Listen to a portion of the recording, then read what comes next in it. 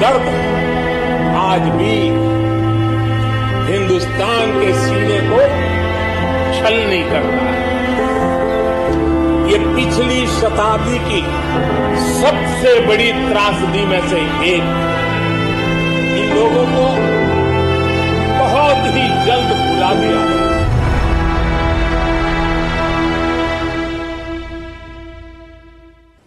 15 अगस्त भारत का स्वतंत्रता दिवस। इस दिन का इंतजार भला किसे नहीं होता। लाल किले पर तिरंगे को लहराते हुए देखना, टीवी से चिपक कर प्रधानमंत्री का भाषण सुनना, भाषण के अंत में चिल्लाकर जय हिंद का नारा लगाना, राष्ट्रगान दोहराना, फिर छत पर चढ़कर पतंग के साथ खुले आसमान में उन्मुक्त होकर उड़ने का एहसास करना, रूह को रोमांचित कर देने वाले देशभक्ति के गाने सुनना, मेरा रंग दे बसंती चोला, ये सब वो अनुभव हैं जो हर भारतीय महसूस करता है। स्वतंत्रता दिवस पर हम देश के उन महान क्रांतिकारियों, उन वीर बलिदानियों को जरूर याद करते हैं जिन्होंने हमें यह आजादी दिलाने के लिए अपना सर्वस्व न्यौछावर कर दिया और प्राणों की बलि दे दी। यह अलग बात है कि स्वतंत्रता संग्राम के कुछ महानायकों को छोड़कर ज्यादातर बलिदानियों और क्रांतिकारियों के नाम हम जानते भी नहीं। हाल ही में संस्कृति मंत्रालय ने Indian council of historical research यानी ICHR की मदद से 5 खंडों में एक डिक्शनरी छापी, जिसमें साल 1857 से लेकर 1947 तक बलिदान हुए करीब 14,000 अमर बलिदानियों की पहचान की गई है। उनका विस्तृत ब्यौरा दिया गया है।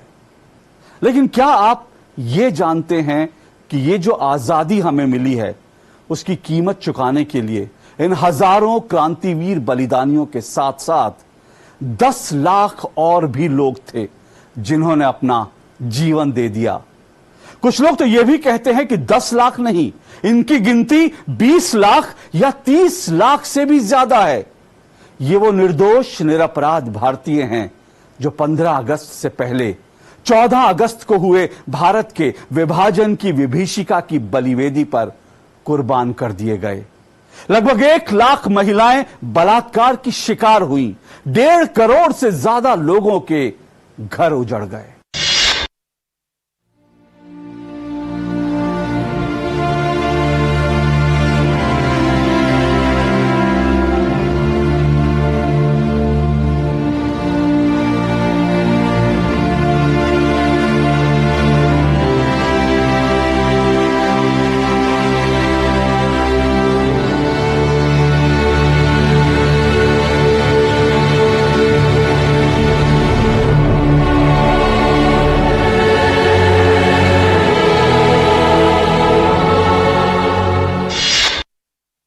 पता नहीं कि ये एक त्रासदी है या षड्यंत्र कि हमने 1947 में आजादी मिलने के बाद विभाजन की इस विभीषिका को जैसे भुला ही दिया। कितनी विचित्र बात है, 20 से 30 लाख लोगों की हत्याएं हुई, 1 लाख महिलाओं का बलात्कार हुआ, करोड़ों लोगों के घर उजड़ गए और बंटवारे का ये कलंकित इतिहास में भी ठीक से दर्ज तक ना हुआ। हालांकि जो परिवार विभाजन की विभीषिका की पीड़ा से गुजरे, वो आज 75 साल बाद भी इस दर्द को भूले नहीं हैं।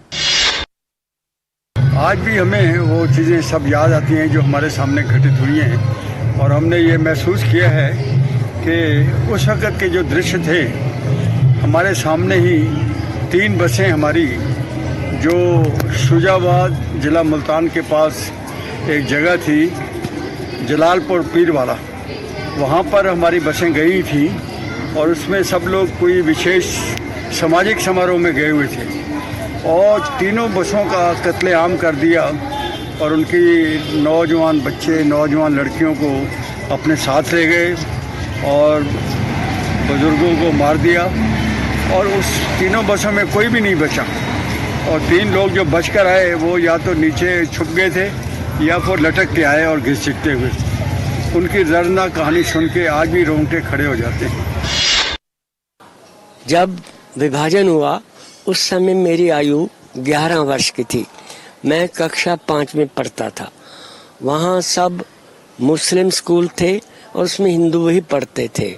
अचानक ये बंटवारा हो गया और हमको वहाँ से विस्थापित होना पड़ा।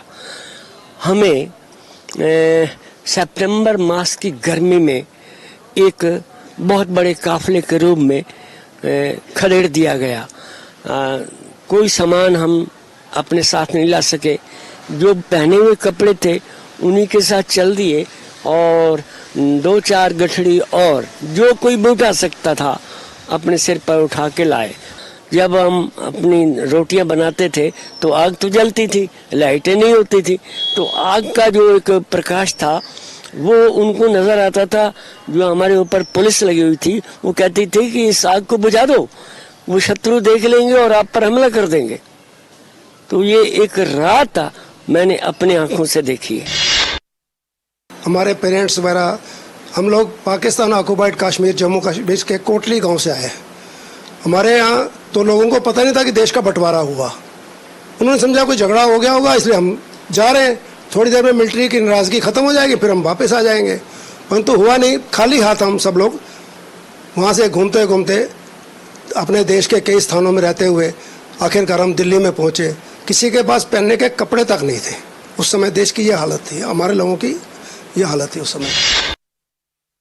जब उस समय हमारा ध्यान जाता है तो आज भी बहुत बड़ी पीड़ा होती है, क्योंकि हम बहुत अच्छे संपन्न परिवार के लोग थे उस समय, और जिन हालातों से उस समय हम गुजरे वो हालात मेरी आंखों के सामने आज भी बिल्कुल साक्षात दिखाई देते हैं।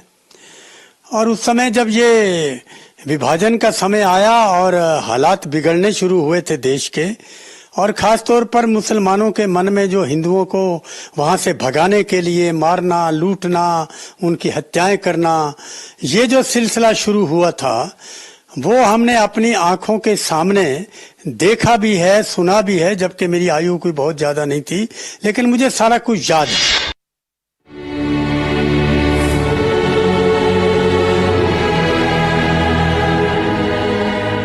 भारत के बंटवारे के साथ ही बंगाल, सिंध, हैदराबाद, पंजाब और कश्मीर में दंगे भड़क उठे। मुस्लिम लीग और दुनिया के नक्शे पर उभरे नए देश पाकिस्तान के कट्टरपंथी मुसलमानों द्वारा प्रायोजित दंगों में हिंदू, सिखों के साथ साथ अहमदिया और कई इलाकों में शिया मुसलमानों का भी कत्लेआम शुरू हो गया।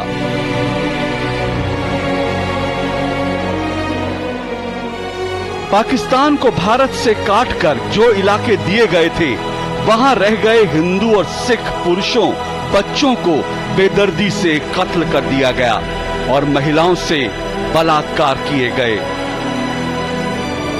हजारों की तादाद में हिंदू और सिख अपनी जान बचाने के लिए भारत की तरफ भागे, जिनमें से कुछ छिपते छिपाते भारत पहुंचे तो कुछ भारत आने के लिए ट्रेनों में सवार तो हुए, पर जब ट्रेन भारत पहुंची तो वे जिंदा नहीं थे। पूरी ट्रेन में सिर्फ लाशें ही लाशें थीं। लाशों से भरी ऐसी न जाने कितनी ट्रेनें पाकिस्तान से भारत आईं। विभाजन की विभीषिका की पीड़ा से गुजरने वाले परिवारों के दर्द को महसूस करते हुए प्रधानमंत्री नरेंद्र मोदी ने साल 2021 में स्वतंत्रता दिवस के एक दिन पहले यानी 14 अगस्त को भारत पाकिस्तान बंटवारे को याद किया।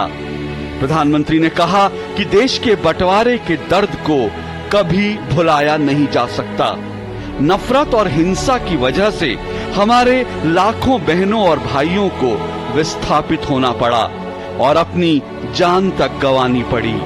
प्रधानमंत्री ने कहा कि ऐसे लोगों के संघर्ष और बलिदान की याद में 14 अगस्त को विभाजन विभीषिका स्मृति दिवस के रूप में मनाया जाएगा। अगले दिन 15 अगस्त को प्रधानमंत्री ने लाल किले की प्राचीर से इसका ऐलान भी किया।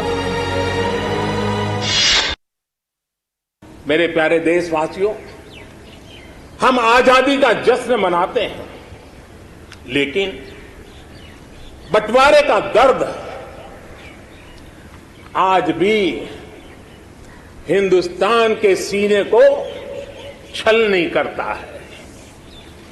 ये पिछली शताब्दी की सबसे बड़ी त्रासदी में से एक थी।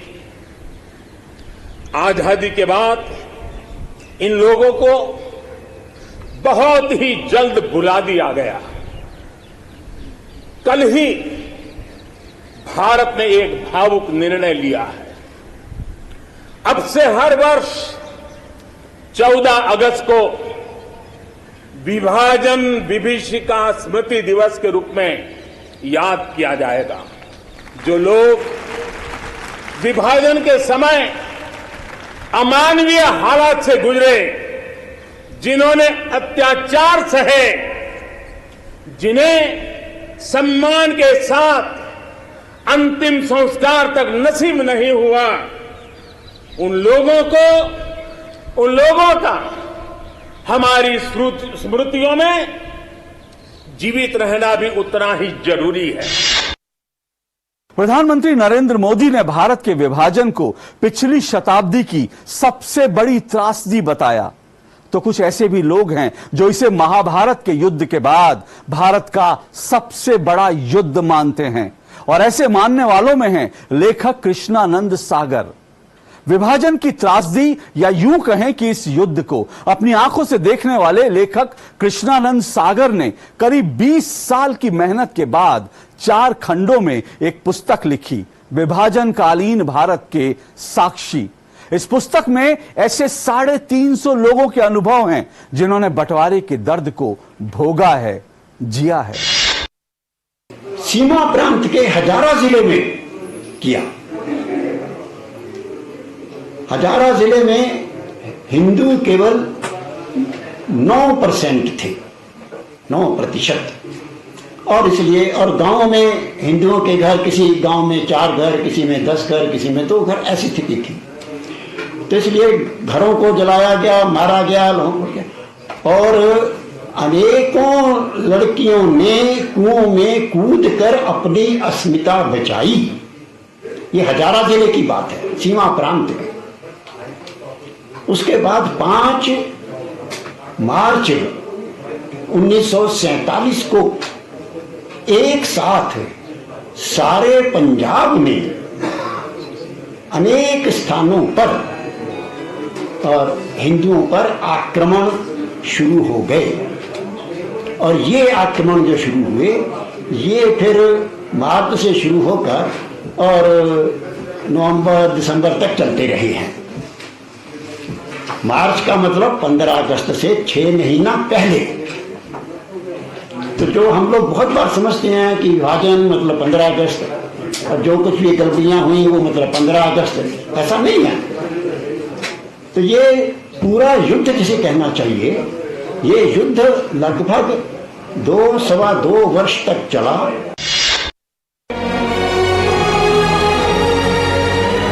भारत के विभाजन के लिए अंग्रेज तो जिम्मेदार थे ही, जिन्होंने दरअसल मोहम्मद अली जिन्ना और मुस्लिम लीग को भारत को बांटने के लिए इस्तेमाल किया।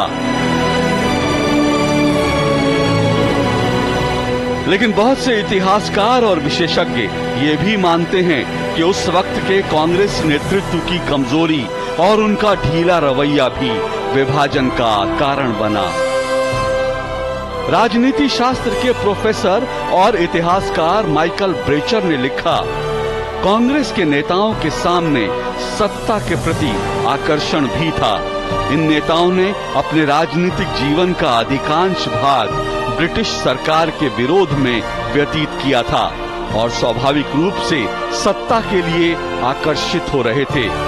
कांग्रेस नेता सत्ता का रसास्वादन कर चुके थे और विजय की घड़ी में सत्ता से पृथक होने के इच्छुक नहीं थे। इन कारणों ने भारतीय इतिहास में विभाजन की महानतम दुर्घटना को जोड़ा। गांधी जी के अनुसार ये एक आध्यात्मिक दुर्घटना और 32 वर्षों के सत्याग्रह का लज्जाजनक परिणाम था। वैसे भारत के बंटवारे की नींव का पहला पत्थर तो अलीगढ़ मुस्लिम यूनिवर्सिटी की नींव रखने वाले सर सैयद अहमद खान ने ही रख दिया था। सर सैयद अहमद खान ने 1876 में लिखा, हिंदू और मुसलमान कभी मिलकर एक राष्ट्र नहीं बना सकते, क्योंकि उनका धर्म और जीने का तरीका एक दूसरे से बहुत ही अलग है।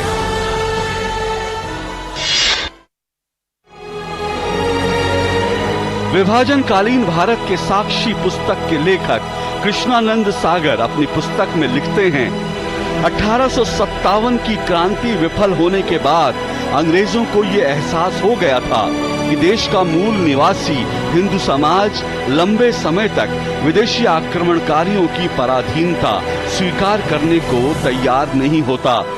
इसलिए उन्होंने षड्यंत्र रचा कि मुसलमानों को इस्लामी आक्रमणकारी शासकों का वंशज बताकर उनमें इस्लामी शासन स्थापित करने की चाह पैदा की जाए और उन्हें यह भी भरोसा दिलाया जाए कि ऐसा करने में अंग्रेज उनके सहायक हो सकते हैं।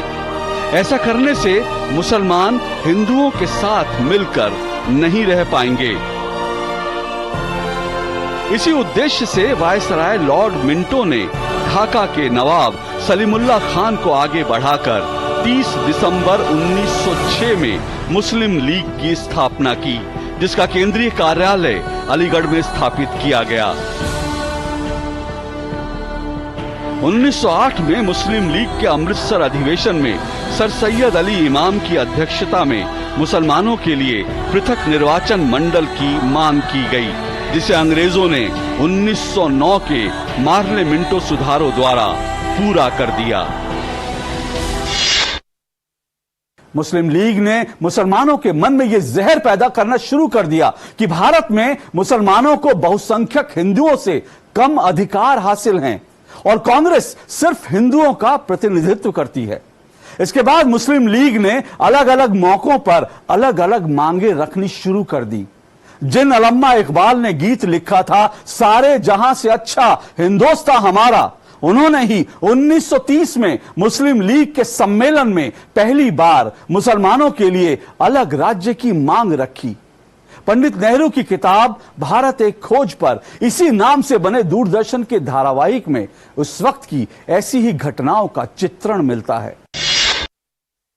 उनकी तो कोई खबर नहीं आई, लेकिन इस अखबार में बहुत दिलचस्प खबर आई। अब्बा के बारे में? नहीं, अल्लामा इकबाल के बारे में।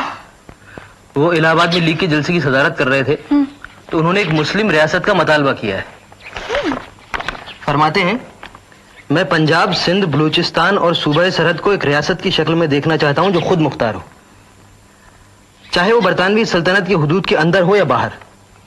शिमाल मगरिबी मुसलमानों की मंजिल एक आजाद मुत्तहिदा रियासत का कयाम ही नजर आती है।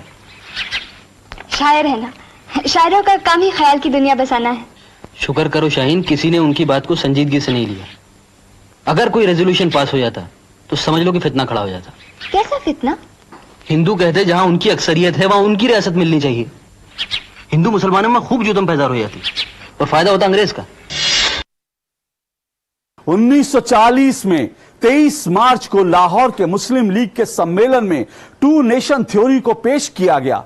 मुस्लिम लीग ने यह घोषणा कर दी कि वो मुसलमानों के लिए अलग देश चाहते हैं। इसके लिए मुस्लिम लीग ने बाकायदा भारत से अलग होकर पाकिस्तान नाम के एक अलग मुस्लिम देश बनाने का प्रस्ताव पारित किया। वैसे भारत के मुस्लिम बहुल इलाकों को मिलाकर एक अलग देश बनाने और उस देश का नाम पाकिस्तान रखने का विचार चौधरी रहमत अली ने जनवरी 1933 में प्रकाशित एक पर्चे में लिख कर रखा था। यह कहा जाता है कि देश के तौर पर पाकिस्तान शब्द का प्रयोग पहली बार इसी पर्चे में हुआ था। 1940 में जब मुस्लिम लीग ने प्रस्ताव पारित किया, तब कांग्रेस के लगभग सभी नेताओं सहित ज्यादातर लोग इसे ख्याली पुलाव मानते थे। किसी को यह आशंका तक नहीं थी कि इस प्रस्ताव के पारित होने के महज 7 साल बाद भारत के 2 टुकड़े हो जाएंगे।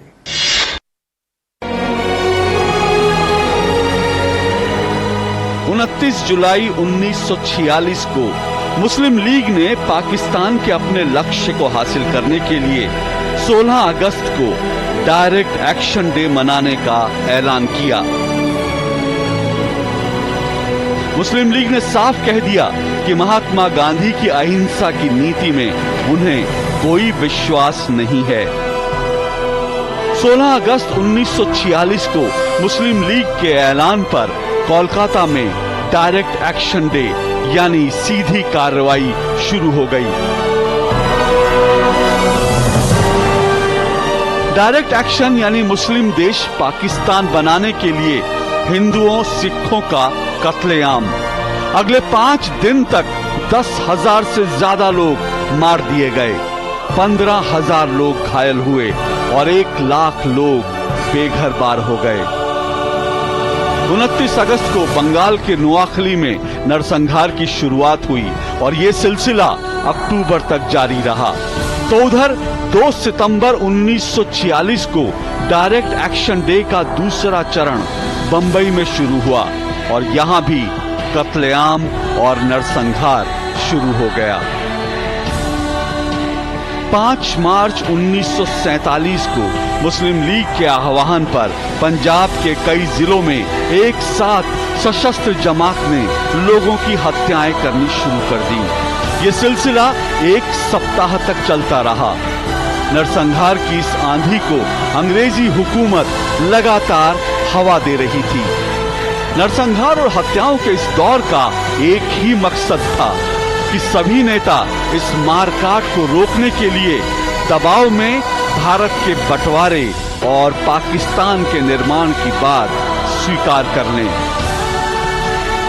कांग्रेस के कुछ नेताओं ने दबाव में ये कहना शुरू कर दिया कि भारत को गृह युद्ध से बचाना है, टुकड़े टुकड़े होने से बचाना है, तो विभाजन को स्वीकार करना ही होगा।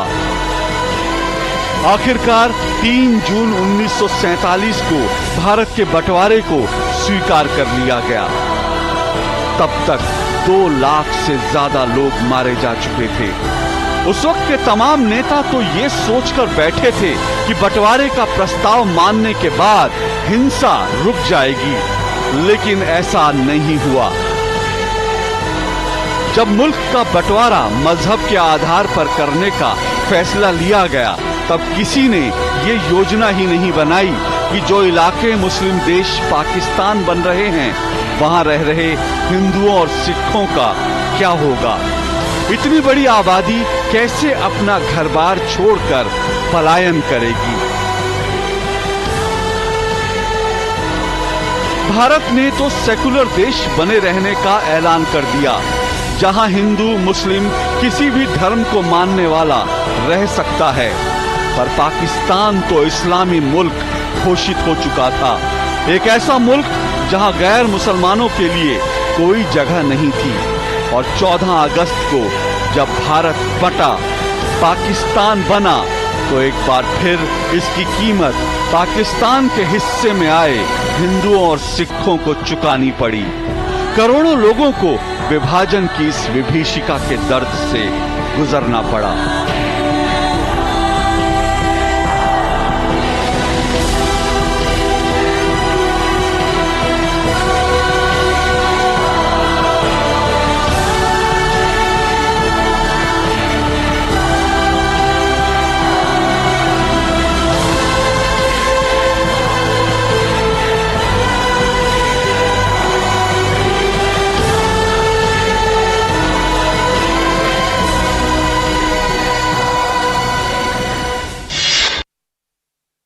चौदह अगस्त को विभाजन की विभीषिका को याद नहीं करेंगे, उस काल को आने वाली पीढ़ियों को और अपने देश के लोगों को बताएंगे नहीं, क्योंकि उसके पीछे फिर इतिहास खुलेगा। वो इतिहास खुलेगा कि विभाजन हुआ क्यों था, कौन जिम्मेवार था, किसने लाखों लोगों को मरवाया, फिर ये इतिहास खुलेगा। इसलिए ये विभाजन की विभीषिका को ये दिवस मना करके उस समय के इतिहास को बताना और ये लोगों को बताना कि कौन जिम्मेवार था इस प्रकार की विभीषिका के लिए, तो ये दिन मनाना इसलिए जरूरी है। हमने परिवार वालों से ये भी सुना था कि जब वहाँ लोग मर जाते थे, किसी की बॉडीज नहीं मिलती थी, किसी के टूटे अंग मिलते थे और किसी के अंतिम संस्कार नहीं होते थे। फिर शास्त्रों में पढ़ते थे, बड़ों से सुनते थे कि जिनके अंतिम संस्कार नहीं होते, जिनके श्राद्ध तर्पण नहीं होते, उनकी आत्माएं भटकती रहती हैं। तो मुझे ये लगा कि इसके लिए भी कुछ करना चाहिए सारे देश को। 2019 में मैंने एक आग्रह, एक आह्वान किया कि हम क्यों ना 15 अगस्त को स्वतंत्रता दिवस मनाने के साथ साथ एक श्राद्ध का संकल्प भी लें। तो उसे श्राद्ध संकल्प दिवस के नाम से कहा। और आने वाली सर्वपितरा अमावस्या को, यानी 2020 की सर्वपितरा अमावस्या जब थी, तो हमने नर्मदा जी के घाट पे जाकर के उन सबके तर्पण किए। गत वर्ष हमने हरिद्वार में जाकर के हर की पौड़ी पर उन सभी हुतात्माओं के तर्पण किए जिन्हें कोई नहीं जानता, जो स्वेच्छा से नहीं लड़ रहे थे, जो नन्हे मुन्ने बच्चे, महिलाएं, जो लोग रातों रात अपने घर में बेघर हो गए थे, जो पाकिस्तान बन गया था वहाँ से निकाले गए थे, रास्ते में मार दिए गए थे, उन सबको कोई नहीं जानता। तो उनकी यादें और उनके प्रति जो हमारा कर्तव्य है वो निभाने के लिए हम सबको उनके तर्पण करने चाहिए।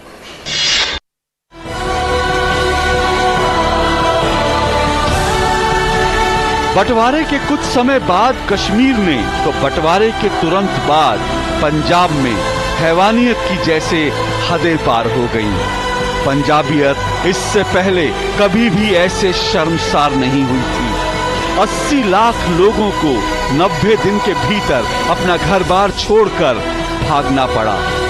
थोहा खालसा के गांव में हिंदू सिख औरतों ने दंगाइयों से अपनी इज्जत बचाने के लिए कुएं में छलांग लगाकर जान दे दी।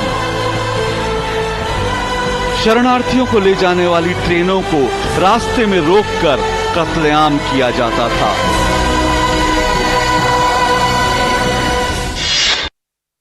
बंटवारे का दर्द असहनीय था, जख्म बहुत गहरे थे। इस बात को वो लोग ही समझ सकते हैं जिन्होंने इसे भोगा। देश की एक बड़ी आबादी विभाजन की त्रासदी को लगभग भुला चुकी है, जबकि सच तो यह है कि विभाजन के जख्म भारत मां के शरीर पर ही नहीं, मां की आत्मा पर भी हमेशा हमेशा के लिए अपने गहरे निशान छोड़ गए हैं।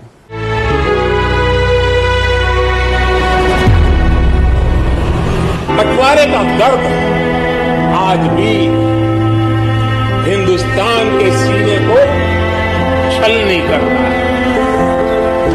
ये पिछली शताब्दी की सबसे बड़ी त्रासदी में से एक। इन लोगों को बहुत ही जल्द भुला दिया।